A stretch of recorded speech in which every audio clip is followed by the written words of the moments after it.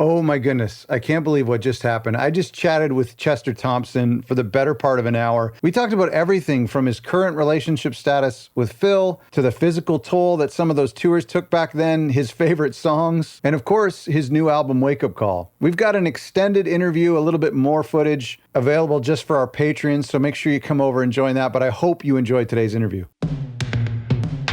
Let's start with today. You've done what most drummers would, 10 times what most drummers would want to do in their career. And yet you're going on tour with Unitopia. You've just come out with another solo record. And I'm just kind of curious about this, like, relentless creativity. What motivates you? Like, what motivates you to keep going on this path that you started when you were 11 or 12? What else am I going to do? Come on, it's like, I don't work, I play for a living, Yeah. Oh, that's good. That's true. What's the old song? I don't want to work, I just want to bang on the drum all day. Yeah. Oh, good. Yeah. So there's no retirement when you're doing what you love. Hope not. Oh man, when the body gives out, then I guess I'm retired. But no, I love what I do. Yeah. I've never, oh goodness. I mean, I love the drums. Still love playing the drums, but I love melodies. I love music. And I've always wanted to know more about music itself, not just drums. You got melody, harmony, you got all of that. Yeah. And, so basically, yeah, I've just always wanted to try to go deeper and try to, just understand more about it and just learn I'm still learning. I mean, we never stop learning. That's the whole deal. I love learning new stuff, Sure. Well, it's interesting you talk about melody, because that was one of the things I noticed on the record Wake Up Call. Let's talk about that for a second, because a lot of people would think, okay, here's an accomplished drummer, here's a drummer's solo record. What's this going to sound like? It's going to sound all drums, maybe a couple percussive instruments along, but it's very melodic. It's very, I was just blown away by that. In fact, you can tell me, but it feels like the drums aren't even mixed to the front. Everything is balanced. It's a beautiful listening experience. I mean, that's got to have been intentional. Oh, very much so. Very much so. Okay, but this one's very different than anything else I've done. However, this one we did this during COVID. Oh, okay. Yeah, so it was remote? The main players, Pee Wee and Michiko, keyboard and bass, they were my very first band when I attempted to actually have a band in LA. And we started out we were just jamming all the time. They would come over to the house. I had a little room set up, and we would just jam. And that turned into writing, turned into gigging, couple of other people that were in that band are also on the record. Caleb Quay on guitar, and a guy named Ronnie Van on guitar as well. There's a couple other guitarists, but they were the core of the band. Pee Wee and Michiko, we've all been dear friends for years and years. This was back in, oh goodness, I think we started this in 80 or 81. Okay. Wow. Yeah, I mean, and we were, like I say, because we were friends getting together jamming, we had dinner together a lot. They would very often stay, hang out and eat at the house. Mm-hmm.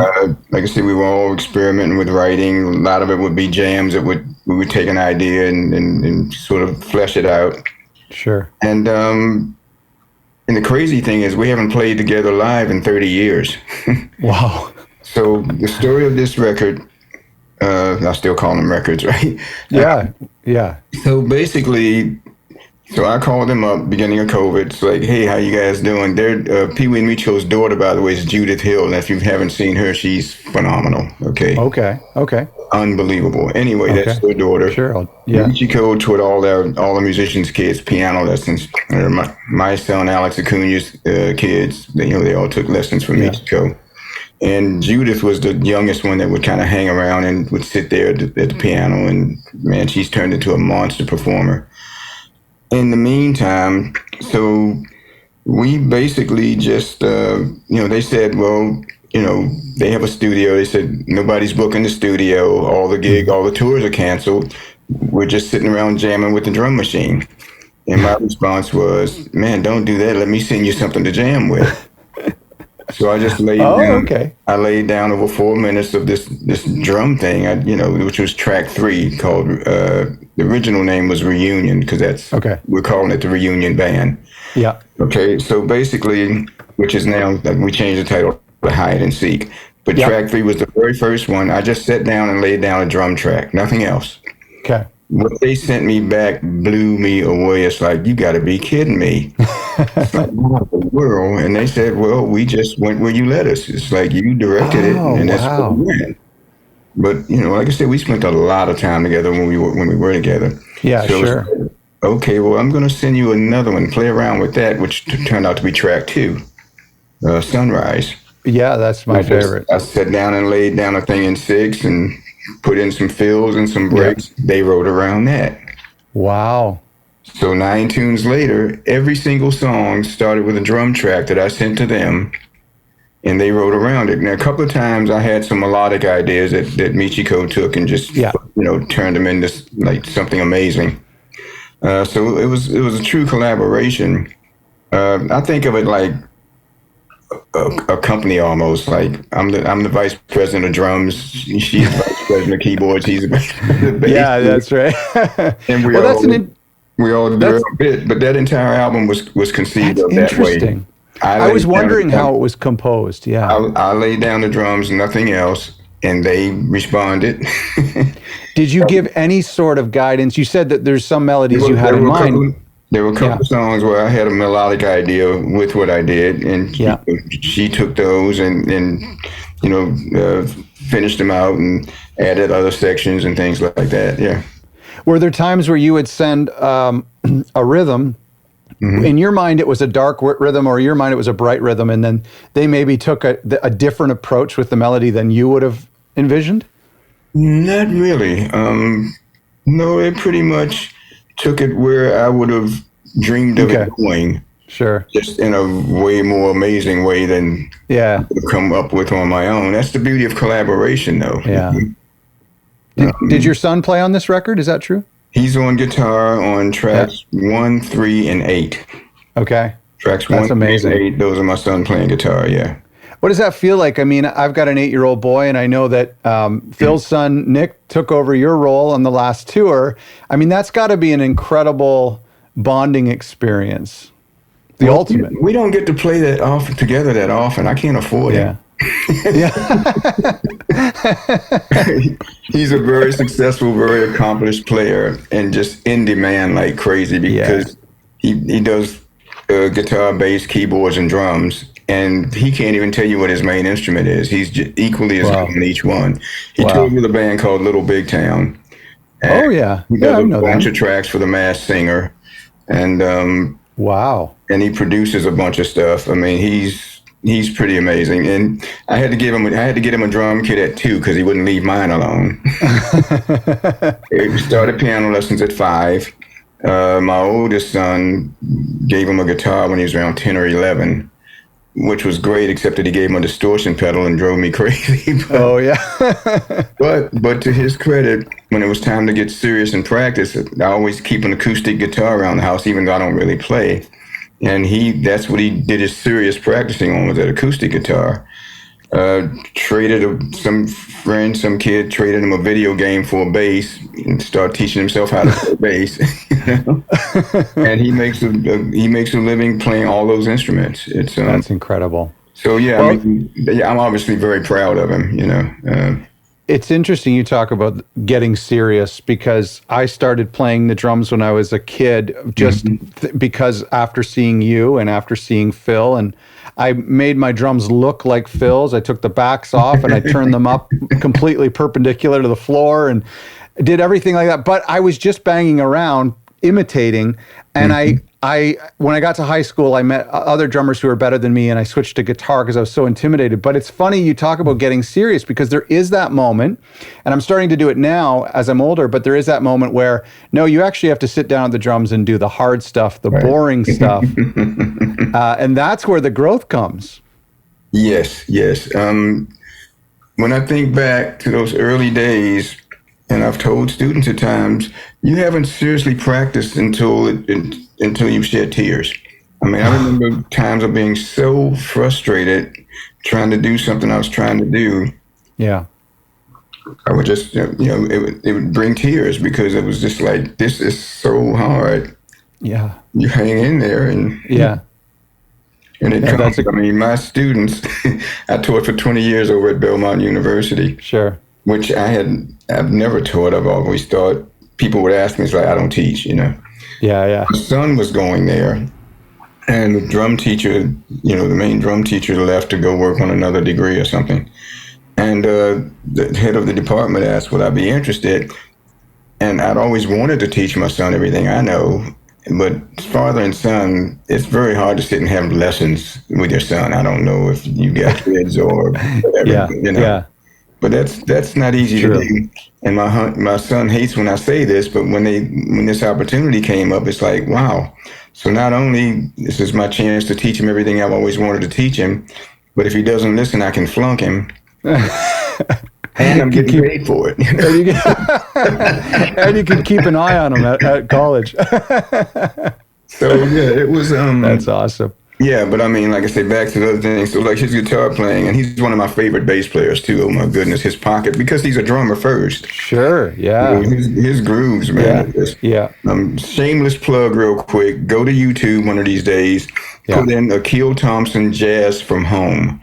During COVID, an organization my wife and I are involved with called the Nashville Jazz Workshop asked several of the musicians to do, just basically videos so they could put up on the site. Yeah. And he did one. Boy, did he do one. Where he plays all of his instruments, and I'll leave it at that. Yeah. Well, you know what? In my research this morning, I watched a little bit of it this morning. Oh, okay. Yeah, it was phenomenal. I'll put a link to below, but you're absolutely right. And I'm kind of, and there's instruments all over. Right. It's not just, that's incredible. I didn't know that was during lockdown. That's a really cool way to, I wish I'd caught that live. That's really cool. Well, that's like I said, that was the deal with the album. I mean, I think that kept me from ever feeling like I'm going nuts here with nothing to do, because we got pretty involved in that project, and it took a while to get done. It took probably most of that year. Wow. They would get busy with stuff, because things eventually started picking up. Yeah. And, so they had other projects and stuff. And it was for me, it was very satisfying. I mean, I've done a couple of jazz trio albums. I did a solo album. My first was in '91 called A Joyful Noise. And I wrote most of it, and some of the tunes I wish I could take back. Every artist feels that way. Right, exactly. But so like I said, I wasn't so much hands-on with all of the writing with this one. But like I say, the way it came together, I'm pretty proud of this record. I'm especially blown away with them. I wish I could take all the credit for it, but I can't. Well, I find it to be. I mentioned how the drums aren't in your face. I find the album to be really understated. The drums are understated. And as I'm listening to some of your stuff over the years, I find that to be the case with you. Whereas a drum fill is excitement for a bar, maybe 2 bars, but a groove can go on for 10 minutes and you never get tired of it. I just feel like that was something I really appreciated about this record. Oh, good. Thank you. Okay, I mean, I've done a lot of drum festivals, a lot of things where I'm called to do extensive solos. Yeah, I can go there, I guess. Right. But I guess my favorite thing is accompanying the music. Sure. I've played jazz all my life. My very first drum lessons were jazz. It was a family friend who had kind of switched from doing like regular gigs, and he became part of a jazz band and didn't really want to play anything other than jazz. So when he was teaching me, he basically taught me by putting on jazz albums and teaching me how to play along, what to listen for. He even taught me how to not get lost when people are taking solos. He said, learn the melody, sing it over and over in your head, and you won't get lost when they're soloing because they're improvising on that melody. Right, that's right. Okay. So he taught me some really helpful things. The first gigs were, when I was coming up, it was all soul music. It was in the 60s, basically.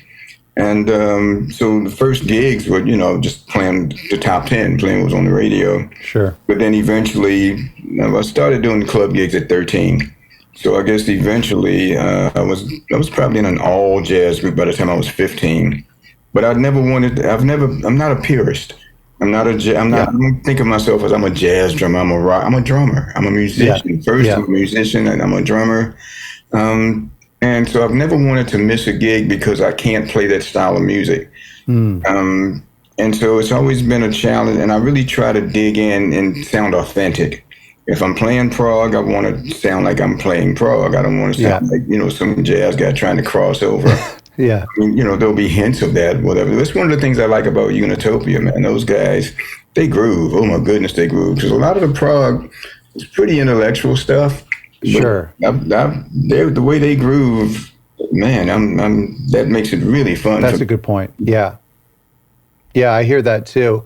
Going back to this concept of understated and groove, I heard you say this. Maybe I won't hold you to this, but I heard you say this in an interview that one of your favorite songs of Genesis to play was "Throwing It All Away," and Absolutely. I was shocked and surprised. I mean, the drums don't really come in until the second verse. So, what is it about that song? Is it the groove again? The groove, man, that's just like the coolest, funkiest groove. Phil's a phenomenal player. I mean, I'm really sorry that he's not able to physically play these days, Yeah. but Yeah. man, what a player. I mean, and the Oh, guy, when we first met, when we first talked, we talked a lot in the early days. And basically, he listened to all the same jazz drummers I listened to: Elvin oh, cool. Jones, Max Roach, Tony Williams. I mean, he was very familiar with that stuff. He had the plus of growing up in that culture with Keith Moon and Right. Yeah. Bonham and all that stuff. So he had all of that, and he was very much a Beatles student, really. True. You can hear it in some of his writing, even. Hmm. And, so whereas I grew up during that area I was growing up, besides the jazz, which was most of my practice was, because of the independence, because it requires a very different level of independence than most learning a beat. Yeah. You got four limbs all responding to the music in a different way. Yeah. And so, but we had a theater in Baltimore where I grew up, very, very much like the Apollo Theater in New York. I'm sure you've heard of that. Well, those Hmm. shows that would come through the Apollo, there was a circuit. That wasn't the only theater. But Baltimore had one of those theaters. So every other week, man, I saw the whole Motown Review, Little Stevie Wonder, Miracles, everybody. I saw James Brown several times, Jackie Wilson. I saw all these people live. I'd be sitting as close to the front as I could get and checking out the rhythm sections because a lot of times they brought their own drummers and I'm just Yeah. studying them. Yeah. That's right. And so that was what an amazing time to grow up. But I was Absolutely. always curious. So I would get every now and then I'd get a call from, say, the Art Institute. They had Maryland Institute of Art, and so you'd get these artists/musicians that wanted to do some very crazy experimental stuff, and I was always up for it. So it wasn't just playing the soul music, just playing the jazz. It was like, man, let's try something new. I mean, the appeal for me with Genesis was like, well, I've never done this. Yeah, let's do this. Okay. Feel Yeah. called, like, oh yeah. Yeah. And, same with Zappa. Unfortunately, I'd heard some of his music when I got the call. A friend was his tour manager, so when I got the call for the audition, man, I was all for it. Yeah. Is it because of the challenge that you just Absolutely. want to, like you said at the beginning of this interview, you want to keep learning? Yes, yes. Yeah. In fact, a big thing for me in those days was, okay, maybe it's not paying a lot, but am I going to learn anything? Okay. Okay. That was always a pretty big factor for me.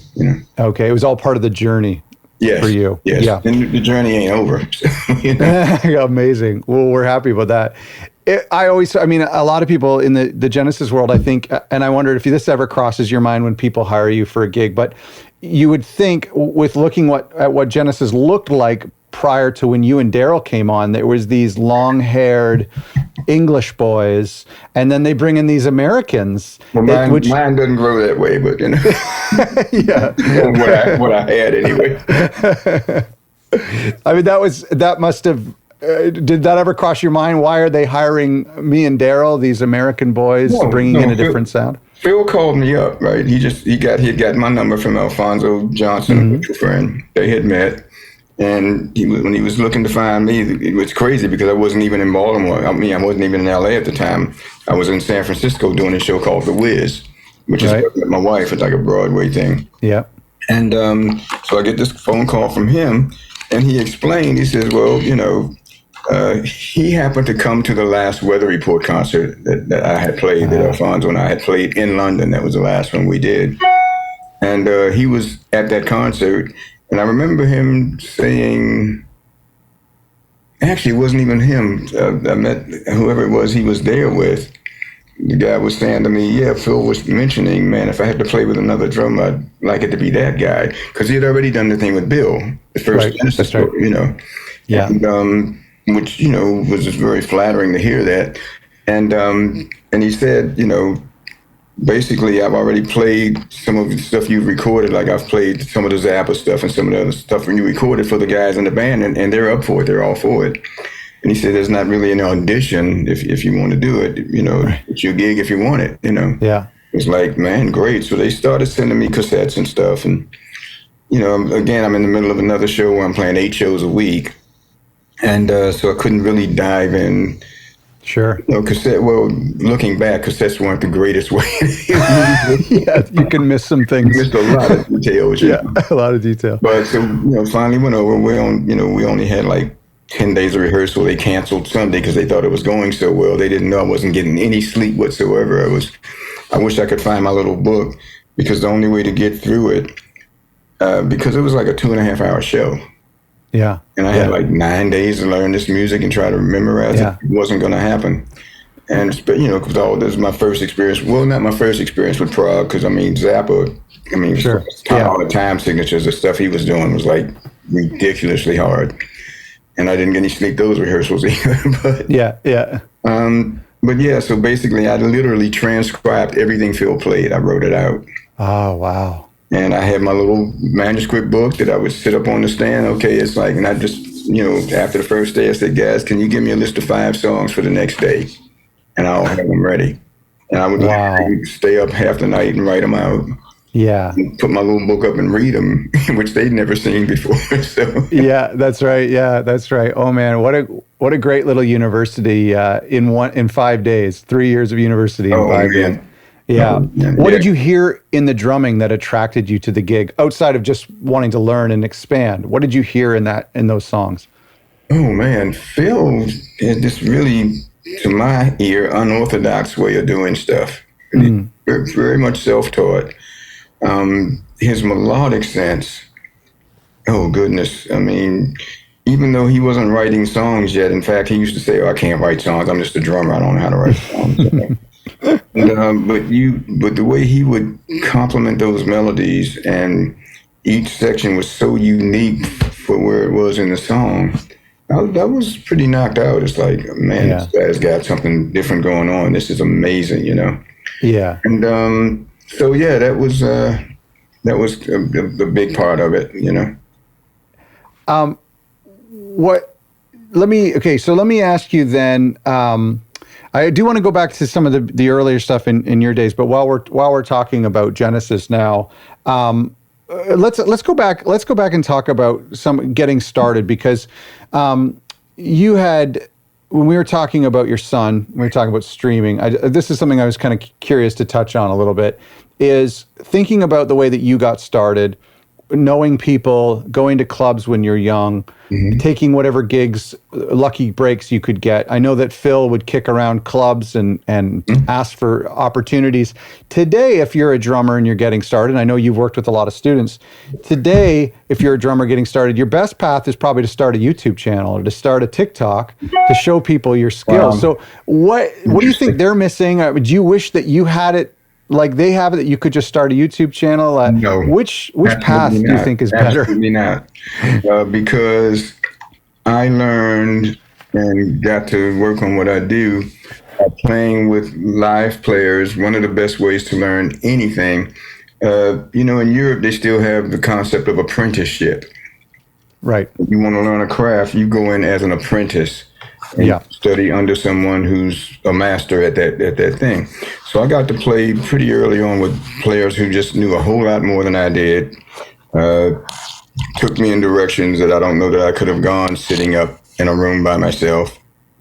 I mean, yet today, the other plus, though, I guess, the influences they have and the technology to dig into stuff, yeah, that's way different than what I came up with. Sure. You know, so I appreciate that. But man, there's something real wonderful about sitting in a pocket, playing in the pocket with other players, man. There's something so incredibly cool about that. Yeah, And, that's true. And you know, you got guys that came up in more the technical generation. I guess you do what you got to do. I personally believe. I mean, like I say, a lot of the work that I've gotten is from referrals. Sometimes I didn't even know the person that referred me. They heard me play somewhere. Yeah. I mean, so like what I've always told students, man, when you get a chance to play, count it a privilege and give it your best shot, you know? Yeah, no, that's true. You don't know who's listening, you know? So, and I guess that applies to when you're doing these videos or whatever and trying to make it, and obviously people have discovered people that way these days. You know, so it's like, I can't really speak to it because I haven't experienced it. Yeah. I mean, Well, I'm curious about stylistically, because you talked a little bit about Phil's influences just growing up, and I often wonder if his influence from Motown and listening to, and of course, in Brand X and the stuff he would listen to with Weather Report, but then also the Beatles, this weird combination of ingredients created what we got today, and that's got to be the same for you too, with the experiences that you've experienced either growing up or throughout your whole career. Is that true, that you can put all this stuff together in a pot and mix it up and come up with something new? yeah, but I don't think it's a conscious effort. Yeah, sure. No, I agree. Yeah. You know, I mean, like, okay, so in the case of Phil, right? I mean, there were a few times when he would be playing like, okay, so there's one time I heard him playing this lick. I said, and the way he was doing it was like so different. It's like, Phil, are you trying to do ba-dum, da-dum, da-dum, da-dum, boom, boom? He said, yeah, how do you do that? You know? Yeah. Obviously, his songwriting abilities took that and turned it into like the most famous drum lick of all times.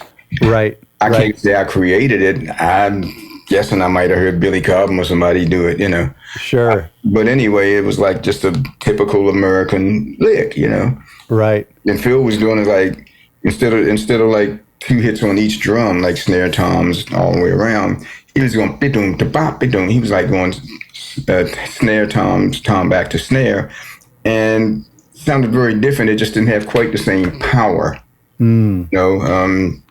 So I mean, there were a few other things like carpet crawls, right? So we did carpet crawls, and as he was explaining to the Phil, and you know, the groove and where he was coming from, he says, well, think about like one of those Phil Spector records, like Sherelle or somebody, where they had like the castanets, you know, doing the, Yeah. and he was doing that on the hi-hat. And that was his influence for the hi-hat pattern on carpet crawl. Interesting. Yeah. So it's his culture, you know, take on it, that basically filtered through what he came through and made it something fresh, because he was not looking at it from trying to make it sound like a British player, but he was looking elsewhere. Like one of my biggest influences is Brazilian music. I love playing Brazilian music. Yes, I love it too. I've spent some time like studying African rhythms and stuff as well. Well, you know, and in the U.S., we've got one of the most unique, freshest rhythms in the world in New Orleans. That whole second line groove, man, it's hard to, I've learned to duplicate it pretty well. I've played it on a couple of gigs where someone from New Orleans would come up and think that I'm from there. It's like, which is the greatest compliment of all. That's such a unique feel, but it's very similar to what I grew up playing.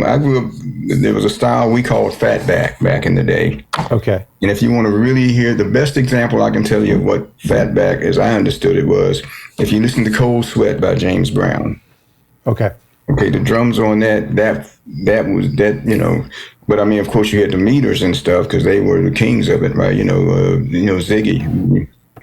But so much of the cool stuff has come out of New Orleans, you know, jazz-wise and drum-wise in this country. Sure. Yeah. Yeah. So yeah, all those influences, they become a part of you. And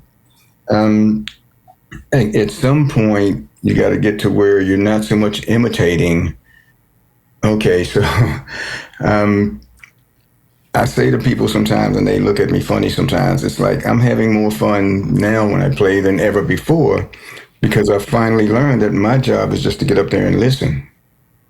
Interesting. And yeah, I Can you mean, elaborate? yeah, sure. I mean, I used to really think about what I was playing and try to play the appropriate thing at the appropriate time. Well, that very often gets in the way.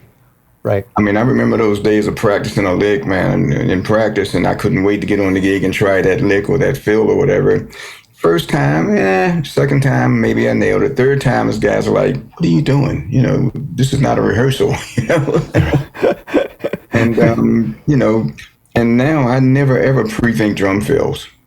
I just Ah, don't. I mean, in the case of Genesis, it was like, we would talk and Phil would be like, okay, I consider this Phil part of the song. Other than that, do what you do, oh, okay. Okay. which was, so, I mean, and I tried very much to duplicate what he played on those recordings. Obviously, it came out different, especially the live recordings. You hear a pretty big difference from the originals. Yeah. My field eventually, filters through my roots and all of that. And I'm honoring the song and trying to honor the original parts, but still my feel comes through eventually. Well, that's interesting because that was a question that I had for you. I mean, there's this interview that Phil's son Nick did just last year, and he was talking about how your version of In the Cage, he prefers your version than his dad's version of In the Cage. Oh, interesting. And it's what that kind of got me thinking about what type of leeway that you would be allowed as a drummer, and how could you be creative as a drummer when you're with Genesis or Phil? And I imagine even you wouldn't have had too much leeway on parts, especially when it gets into those super structured pop arena shows where everything is timed. So how do you play another drummer's parts but still feel connected to that part? Well, I mean, basically, I'm playing for the moment, and I'm trying to really nail it for that moment. Now, eventually, when you're playing the same song, say 30 or 40 times on a tour, eventually it's got to feel pretty natural or it ain't going to work, first of Right. all. That's So true. I really set out to learn it, but when it's time to play, man, I am not thinking. In fact, my biggest enemy on those shows were never under 2.5 hours, right? The biggest issue is getting rid of thoughts. Because you can be in the middle of a show, and and in the shows there was always some of the prog elements. I mean, they played the hits, but there's always at least one or two prog pieces in the show, right? Sure. Yeah. And man, if you're not careful, you can drift off and lose where you are. Right. Okay, so like, I mean, just innocent stuff like you're sitting there, you're playing. It's like, oh man, did I lock away my computer in the hotel room? Or Yeah. the maids are cool. He'll hope they're not gonna, just sit, Yeah. whatever. Yeah. Yeah. And Yeah. and it's like, and like, bam, you've missed the whole chorus possibly. Yeah.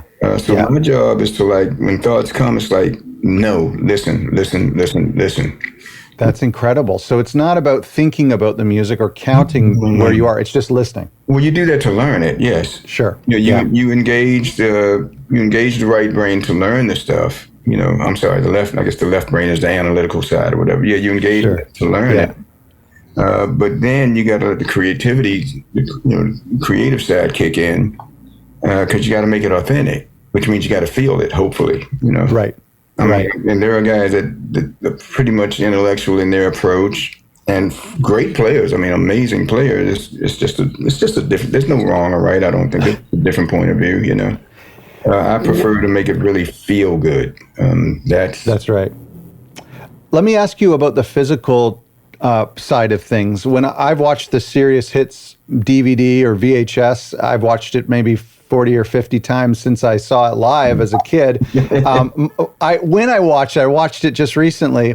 When I watch it, most recently when I watched it, I realized that you're the hardest working guy there. You and Phil, you're the one who doesn't get a break. There's other instrumentalists who get to step out for a song, but you're pretty much there. That's probably why you have a couple sweat towels lying around. But tell me about the physical toll of those shows, not just physically, but mentally as well. Like you said, keeping track of everything that's going on.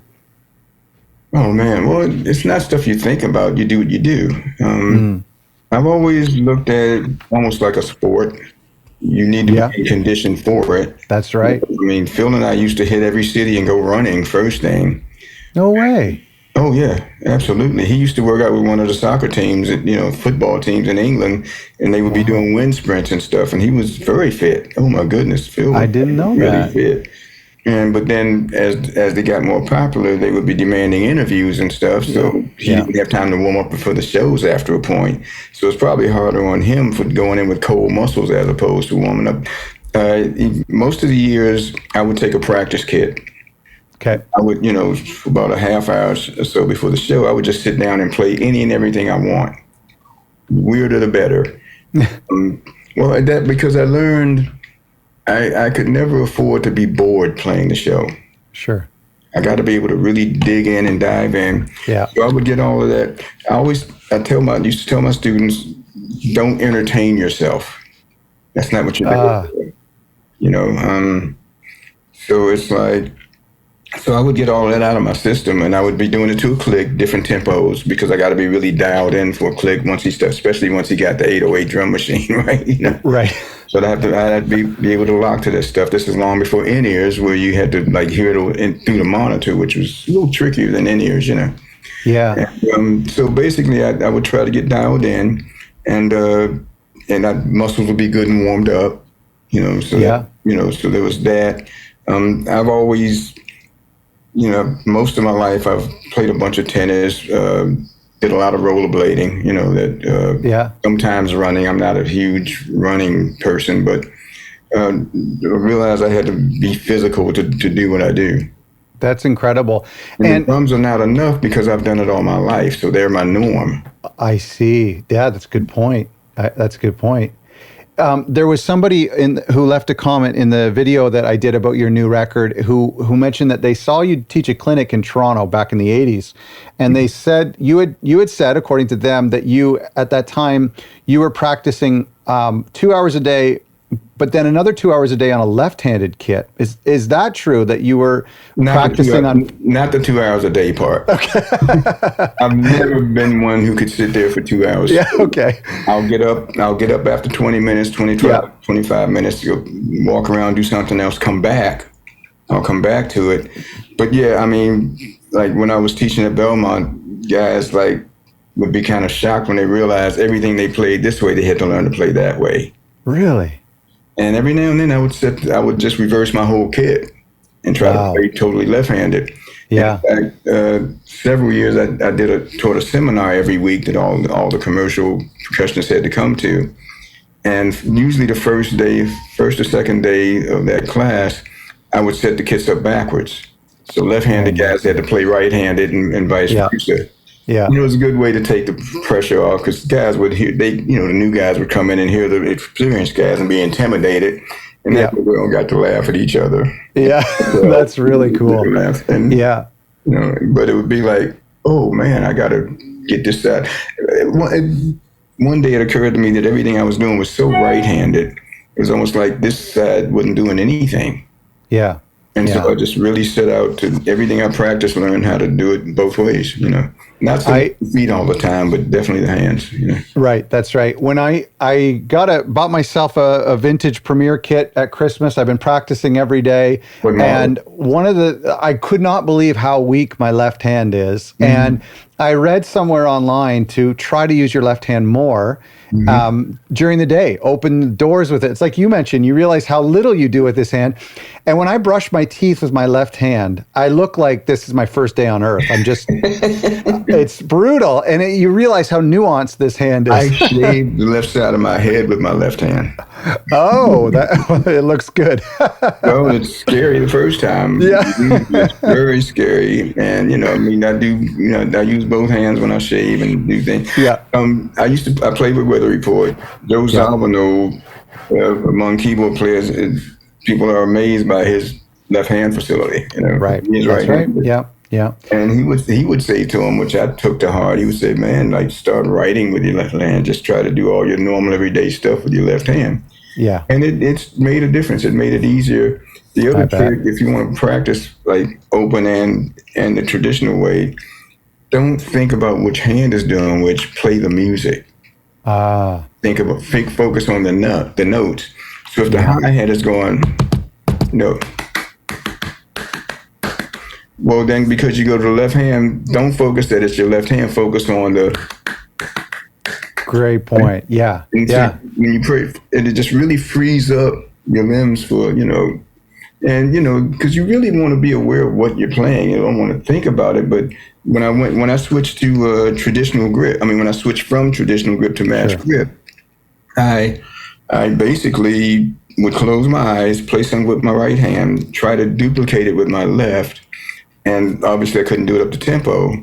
And probably would get stiff and all of that and tense up. And it was like, okay, let's monitor every single detail of this right hand, every finger, how tight is the grip, how are the fingers responding, all of that, how much wrist pressure, and then try to duplicate that with the left hand.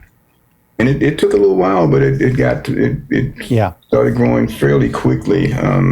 You don't realize it. If you're not focusing on it, you don't realize how I could perform surgery with this hand, and this hand I could barely throw a ball. Yeah, right. That's crazy. What was it? Sorry, go ahead. No, that was just saying that, just reiterating that, like I say, just notice the details, Yeah. What was it about Phil's technique or bad habits that's taken such a toll now? I think back to what we were talking about you on these big tours. I would imagine a tour of that scope today would travel with a masseuse and a physiotherapist. Mm-hmm. What was it about Phil, the way he played? He's been critical about it himself now. Well, the biggest issue I remember seeing, he played hunched over. Yeah. Which invites tension and stuff up here. And I guess it was his neck vertebrae that first started giving him trouble. Yeah. He would be like this, and I tend to sit really straight when I play. Yeah. I'm a biggie on posture and stuff. And the fact that he didn't get to warm up anymore. Like I say, we used to like have a warm up routine in the dressing room with pads, or chairs or whatever. And we would just, we would be warming up. And like I say, the more his time was being demanded, for other stuff, he didn't get to do that so much. He sat really, really low, which, that's not a big deal. His pedal, oh my goodness. I don't know how he got the power and stuff. And he used these little bitty sticks, Yeah, why is that? Why is his signature stick small if he's short? Well, because that's what feels good in his hand. There's no right or wrong with sticks. Yeah. Mine are like longer than most. Mine are 17 inches, Wow. And, so it's like you got to, my first drum teacher used 1/8 sticks, and I would use his sticks, and I guess that's where I got it. Yeah. But I love the fact that I've got all this torque and all this leverage in my favor with the long stick. Well, you can still be upright. Yeah, and and like I say, Phil, he's leaning, he's reaching, all of that. Yeah. His setup is definitely for him. It's hard to, it'd be hard for somebody else to sit there, and just like my kid, it'd be hard for somebody to sit there. And you probably can't change that, right? Halfway through your career? Do you think he could have? I've spent half my life looking for the ideal setup. Yeah. I've changed it so many times. The main rule is that if it hurts, don't do that anymore. That's interesting. Especially grip. Once it hurts, it's like, okay, we need to change something here. I've always been curious, when your boss knows how to do your job, does that make him harder on you than he was on other instrumentalists, or was he more empathetic? Interesting. Yeah, I've actually spoke on that in interviews. When it was his solo thing, he was great, man, with the Genesis stuff. He was really, like I say, he respected my playing, and like I say, he would point out, this is part of the song. Sure. I need this feel at this spot, right? Yeah. And the rest, he trusted me to do, what I got. When it came to his stuff, he was a little pickier. Yeah. But at the same time, not obsessively so. when his very first tour, because he had a full horn section, he had all this stuff, that he wasn't used to. So if the horns messed up, he'd turn around and look at me. Because he just, basically that's what he related to first. And I go, it wasn't me, Yeah.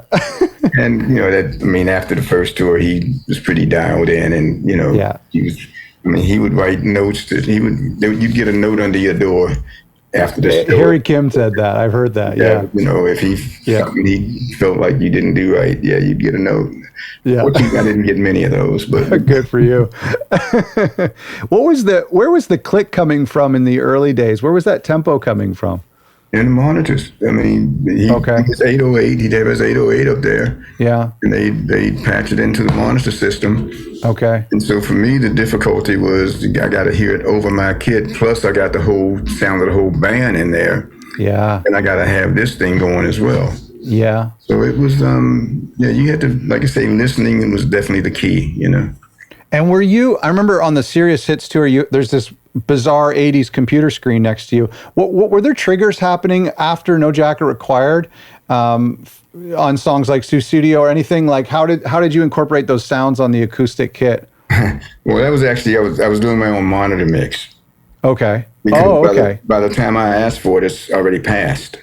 Right. So we tried different things. At one point, we all had a little mixer. And I used to get in trouble because I'd reach over to adjust the mix, which meant I had to stop the hi-hat or miss a backbeat, and Phil was like immediately turning around staring. Oh my gosh. And so eventually I would have a separate monitor mix of another person behind me doing my monitor mix. Wow. And somebody else did the whole band because it was crucial that I heard all those parts, That's right. Yeah. And we tried a few different things. And it's so key that, I hear the stuff. And it's, Phil's, especially on his own stuff, Phil's natural tempo is a little under where I naturally hear and feel things. Okay. Like I missed again, right? Yep. That, it grooves like crazy, but man, I had to really, really focus because we all got a natural tempo somewhere. And if I wasn't careful, I'd bump it up just to where it was natural for him, but it wouldn't be the right feel for him.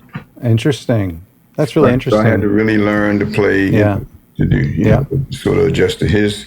It was a great learning experience. Like I say, people ask me what was the hardest song. After playing with Zappa, nothing was hard, Yeah. But there were other things I had to focus on and listen for. Yeah. And one of the challenges was, like I say, at some point, several tours, especially once the band got bigger, with horns and a couple of guitars and all that. And if somebody's leaning on the tempo, it's like I don't want to have to feel like I'm like trying to drive a thing of horses where I got to pull back on the reins. Yeah. So I got to where I would use a click on the songs that were the most foreign to me tempo-wise. I would just run a click. Okay, that's interesting. And then later we did do samples and stuff, but I didn't necessarily. Well, there was a little rack beside me, but whoever my tech was would make the changes and adjustments and stuff. Okay. Once he started coming up with those crazy snare sounds, I would go into the studio, sample his snare, from the actual multi-track. Oh, wow. The treated sound, because otherwise the sound engineer was having to spend too much time trying to recreate that live as well as mix the band. It just became simpler for me to just sample all his different snare sounds and trigger from my snare. Yeah. You didn't change snares, did you, during a show? No. So, as far as I know, you never played on any of Phil's studio albums or Genesis studio albums. Exactly. Did you resent that in any way? It was weird. Yeah. It's really weird. Phil, after the first tour, Phil's like, man, we're going to be going to the studio. We'd love to have you come over. But here's the crazy part, right? Which gave me that much more respect for him. He says, because I double track everything anyway. It's like, you do what? All those early Genesis records, he played the exact same drum part twice. Wow. Just so that it was more powerful in the mix? Exactly. Wow. Which is incredible. And the fact that you can't notice it right away shows how tight it is. Yeah. Oh, yeah. Wow. Like I say, the cool thing about being self-taught sometimes, and like Genesis, right? They because none of those guys read music. I mean, Daryl and I grew up reading everything, right? But right. none of, because they don't read. I mean, I think Tony's very first piano lessons he had to read or something, but he read a lick of anything after that. And so the cool thing is they don't have any rules to break. They don't know what. That's right. You're not supposed to do it this way. So they had freedom and a creativity in what they did because they were creating their own rules. Yeah. They weren't having to conform to, Yeah. And so, which I think was like very much a secret of their creativity. And they were one of my favorite, when I once got into listening to that kind of music, it was like, I always feel like they were way more, that the melodies and parts made more sense with them than most of the other bands, different era. Yeah. And so, and the same with Phil. I mean, basically, because he was just kind of doing whatever it took to get it done, it comes out, you get some fresh stuff that way, That's right. Yeah. Yeah, no, that's right. I have to ask you this, and feel free to dodge the question. I know you've spoken about this recently in Rolling Stone, but my viewers would probably kill me if I didn't bring it up and to ask a little bit about your current status of your relationship with Phil. We haven't spoken since 2010. Wow. I won't go into details. Sure. Yeah. It was a difficult time. It was difficult. Yeah. I hold no grudges. It's really interesting because lately, I'm thinking, man, that was such a dear friendship, and what we accomplished musically, that's just a shame that it's where it is. If he ever chooses to reach out and want to get back together or something, or hang out, whatever, I would welcome it. At the same time, he's not the kind of guy you can go back to, because I don't know if he's still holding a grudge from those days or what. I have no idea. I can't speak for him. Yeah. But again, I can just say that I've got no anger. I had to get over it. To be honest, the way it all went down, I had to get over it. There was my part that I was wrong in, and his response I felt was pretty wrong. It's a shame because we were at one point really good friends. It got to be his life when he was being pulled in so many different directions. It was more like, unfortunately, became an employer-employee relationship, which, but whatever. I mean, I understood the pressure he was under and all of that. Yeah. Yeah. And it is what it is. I'd hate for us to both go to our graves without having at some point, acknowledged, at least what was there, because I think there was a real deep friendship at one point, Well, I think that's why the fans, I know it's none of our business, but I think that's why the fans care so much, is because of the art that relationship created over the past 40 years. I mean, all of us still live and breathe it today, multiple times a day. Right. And as much as I appreciate that, and man, without fans, there wouldn't be much need for any of us, for that matter. But I'm more dealing with, what's next? Yeah, good for you. That's really more my perspective. My point of view is, of all the amazing, wonderful musical things I've been a part of, I don't ever feel like, oh man, I wish I could go back and do it. I understand. I'm much more, it's like, man, what's next? What's coming, Let me ask you this though: when you're in the grocery store or in the dentist chair and you inevitably hear "You Can't Hurry Love" or "Two Hearts," what goes through your mind? That's got to happen on a weekly basis. Well, I mean, the guy is one of the most prolific creators. That's right. Again, I don't have any issues with any of it. Yeah. Every now and then I'll hear one that's like, oh yeah. I mean, the guy made some phenomenal recordings, man. Sure. He did, Yeah. I wish him nothing but the best. Every now and then, I'll hear some of those, and there might be a very quick flashback of a moment, live playing the song or something, Yeah. I don't dwell on it. I don't go home feeling like, oh man, I wish I could have, should have, I totally understand. Well, speaking of moving forward, the new album is incredible, and I mentioned this when I talked about it on the video. The other video is it sounds really crisp, and it sounds really. I'm very excited to drop the needle on it on vinyl, just because of how good it. I am curious. It sounds. Yeah, yeah. Yeah, it's interesting. There's the warmth of vinyl. I mean, you can't beat digital for the high end. Sure. Clarity. I mean, you just can't. Yep. But at the same time, and by now, the technology, the high end feels more natural digital than it used to in the beginning, because it always. That's right. Yeah. You know. Yeah. It's like I preferred. I think I still prefer watching film than digital movies. You know. Right. There's a warmth. Too much detail. You know. Yeah. Like you know, you feel like you could walk into the scene as opposed to it just being right there. You know. Yeah. I mean, I used to take a lot of pictures, and I would always view them on slides as opposed to prints. Right. Because you really felt the scenery, you felt the environment. Yeah.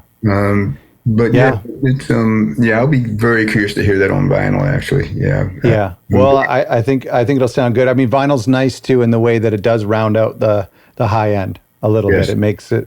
You know, well, we as humans respond to we perceive distortion as warm, visually and orally and visually.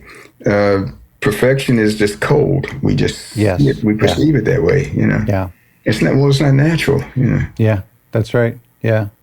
So, no, that's so true. Yeah, I'm going to jump off fairly soon. I just that's it for me. I just wanted to thank you not only for today, but I want to thank you for for me the past 40 years of the music, and you've been I'm serious when I say this, but you've been a main character in my life for a long time. You don't know it, but. From a poster on my wall to talking to you here today. So thank you so much for doing this. Well, and thank you so much for the video thing that you posted about the album, man. That really blew me away. I was my pleasure. Really pleased to hear your perspective on it, you know.